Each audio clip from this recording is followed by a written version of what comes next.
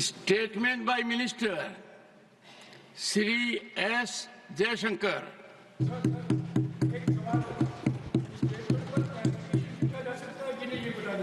I will ask Jairam Ramesh.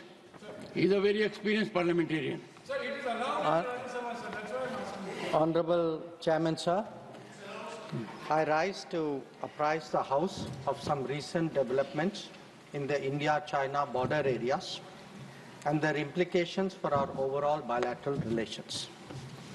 The House is aware that our ties have been abnormal since 2020, when peace and tranquility in the border areas were disturbed as a result of Chinese actions. Recent developments that reflect our continuous diplomatic engagement since then have set our ties in the direction of some improvement. The House, sir, is cognizant of the fact that China is in illegal occupation of 38,000 square kilometers of Indian territory in Aksai Chin as a result of the 1962 conflict and the events that preceded it. Furthermore, Pakistan illegally ceded 5,180 square kilometers of Indian territory to China, which has been under its occupation since 1948. India and China have held talks for multiple decades to resolve the boundary issue. While there is a line of actual control, LAC, it does not have a common understanding in some areas. We remain committed to engaging with China through bilateral discussions to arrive at a fair, reasonable, and mutually acceptable framework for boundary settlement. Honorable members would recall that the amassing of a large number of troops by China along the line of actual control, LAC, in eastern Ladakh in April-May 2020 resulted in face-offs with our forces at a number of points. The situation also led to a disruption of patrolling activities. It is to the credit of our armed forces that despite logistical challenges and the then prevailing COVID situation, they were able to counter-deploy rapidly and effectively. The House, sir, is well aware of the circumstances leading to the violent clashes in Galwan Valley in June 2020. In the months thereafter, we were addressing a situation that had seen not only fatalities for the first time in 45 years, but also a turn of events serious enough for heavy weaponry to be deployed in close proximity to the LAC.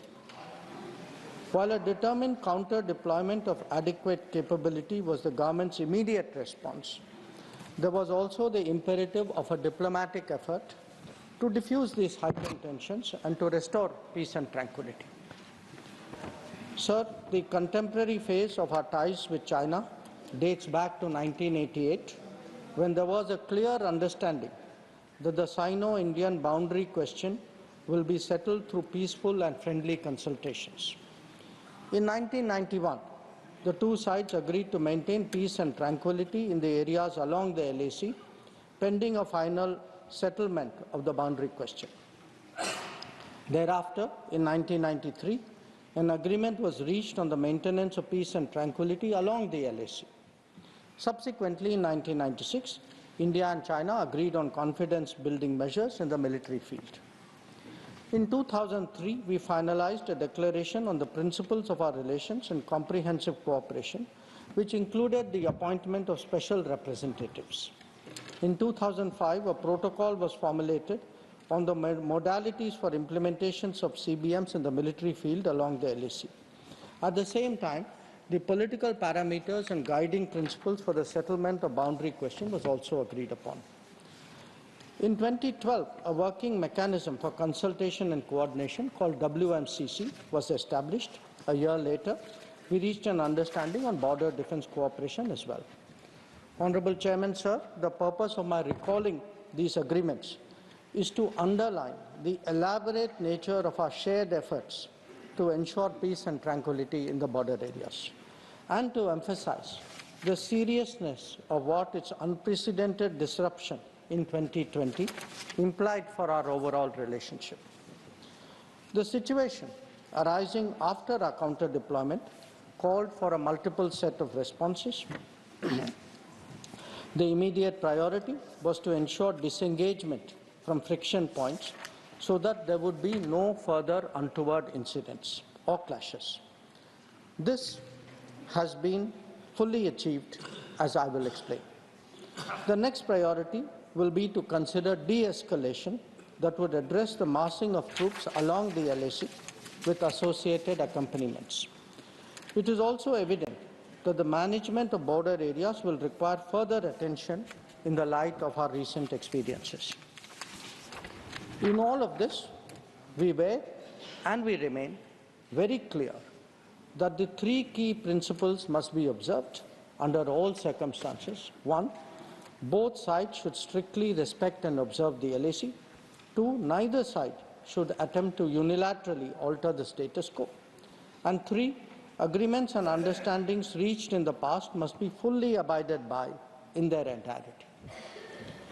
Sir, honourable members would also appreciate that as a result of the sustained tension and specific developments in the border areas, our overall relationship with China was bound to be impacted adversely.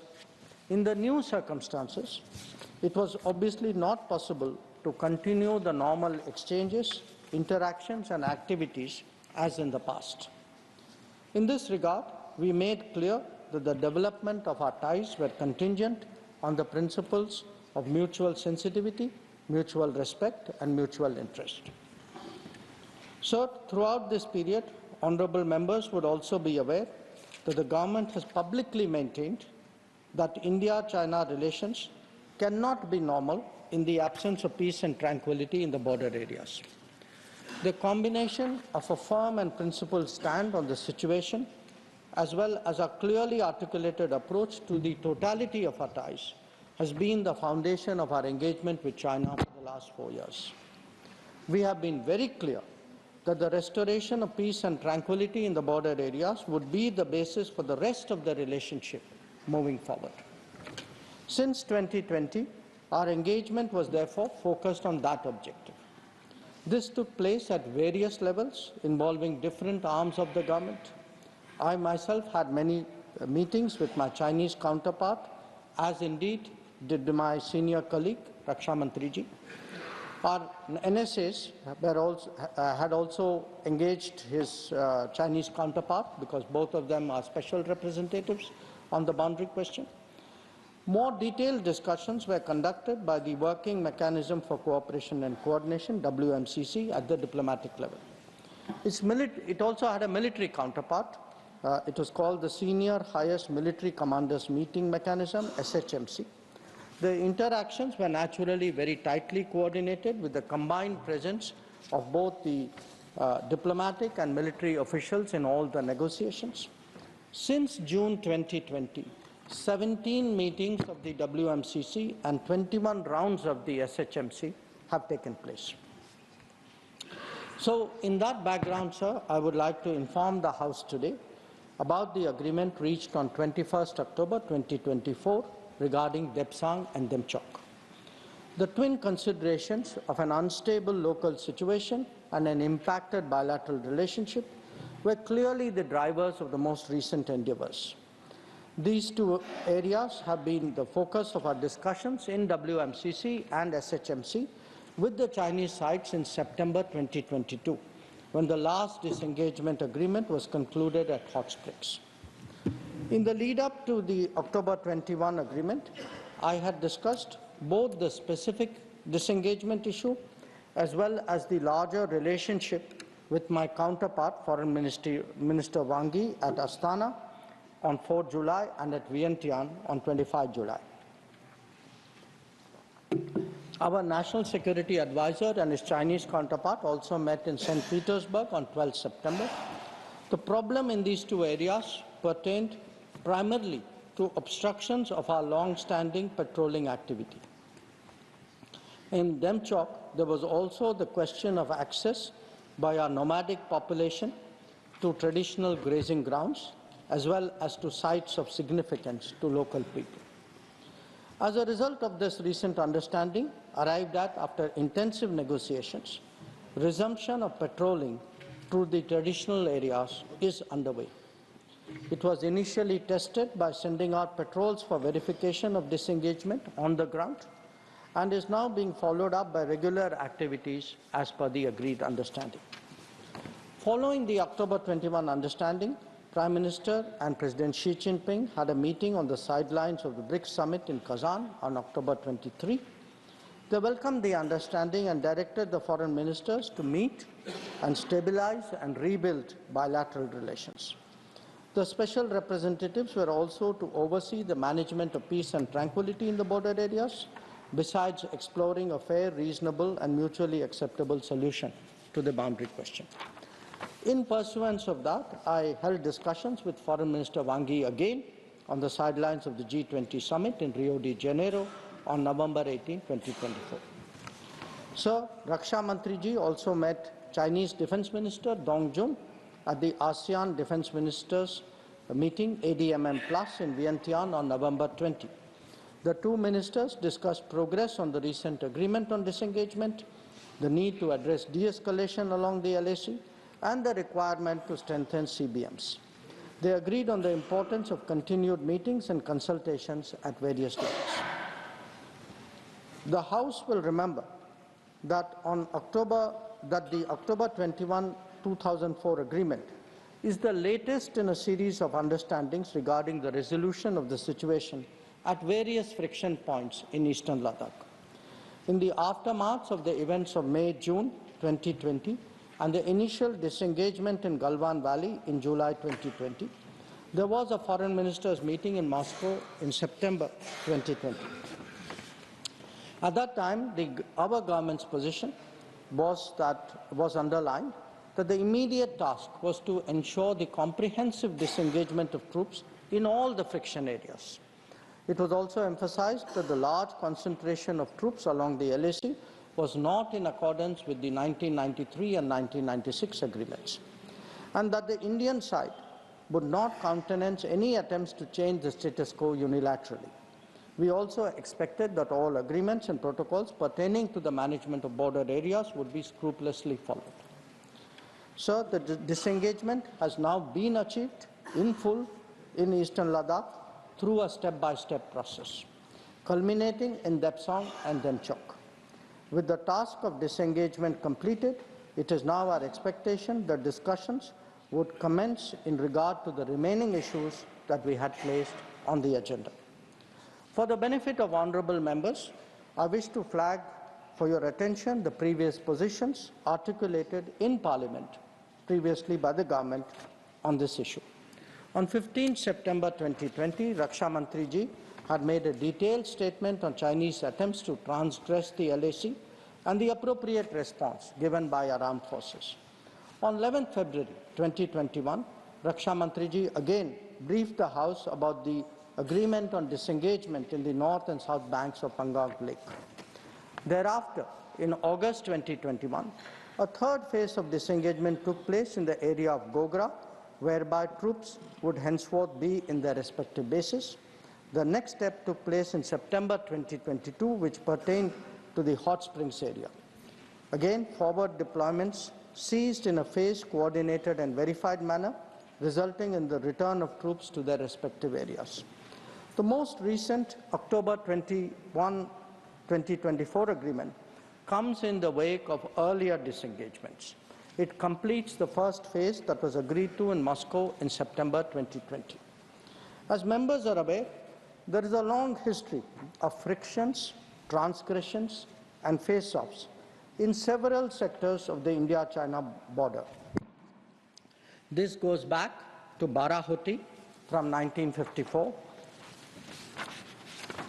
to Longju in 1959, to Sumdurongchu from 1986 to 95, and Depsang in 2013, amongst others. In the past, earlier governments have agreed to a range of steps to diffuse situations that have arisen at different times, including offers from our side to create demilitarized zones, limited non-patrolling zones, relocation or withdrawal of posts, disengagement of troops, and dismantlement of structures. Different locations have seen different solutions being examined. Where the October 21 understanding is concerned, our objective has been to ensure patrolling as in the past to the relevant patrolling points, as well as the resumption of grazing by our civilians as per long-standing practice. This is indeed what we have agreed upon in regard to Depsang and Depchok. In a few other places where friction occurred in 2020, steps of a temporary and limited nature were worked out based on local conditions to obviate the possibility of further friction. This, I must stress, applies to both sides and can be revisited as the situation demands. In that sense, our stance has been resolute and firm and serves our national security fully. The ensuring of our national security in this manner is the result of cumulative and coordinated endeavors of many parts of the government, obviously centered around defense and security forces. Indeed, the competence and professionalism of our services in this period was displayed in our speedy and effective counter-deployment. In the negotiations with China, the defense and diplomatic arms worked in lockstep to ensure that our national interests were comprehensively served. In that context, the House would also recognize that there has been a significant improvement in the border infrastructure, which has made such effective counter-deployment possible. This is reflected, amongst others, in the increase of border infrastructure allocations in the last decade. The Border Roads Organization alone has incurred 3 times the expenditure level of what it was a decade ago. Whether it is the length of the road network or of bridges or the number of tunnels, there has been a substantial increase over the earlier period. Notable milestones in this regard include the Atal Tunnel to Lahul Spiti, the Sela and Nechifu Tunnel to Tawang, the Umlingla Pass Road in southern Ladakh, and the extended opening of the Zojila axis. Work is progressing on some strategically important roads and airfields in Ladakh. The adoption of new technologies in high altitude, remote, inaccessible and permafrost areas has also been significant. All of this, sir, reflects the government's firm commitment to protecting our borders and ensuring that the armed forces get the facilities and the logistical support that they deserve. Finally, let me share, sir, with honourable members our expectation regarding the direction of ties with China in the near future. Our relationship has progressed in many domains, but was obviously negatively affected by recent events. We are clear that the maintenance of peace and tranquility in border areas is a prerequisite for the development of our ties. In the coming days, we will be discussing both de-escalation as well as effective management of our activities in the border areas.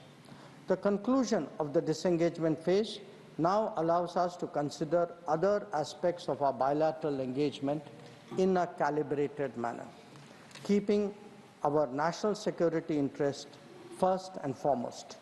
In my recent meeting with Foreign Minister Wang Yi, we reached an understanding that the special representatives and the foreign secretary level mechanisms will be convening soon. So, sir, let me conclude by thanking honourable members for their attention, and I am confident that the government has their full support in addressing the complexities of this important relationship.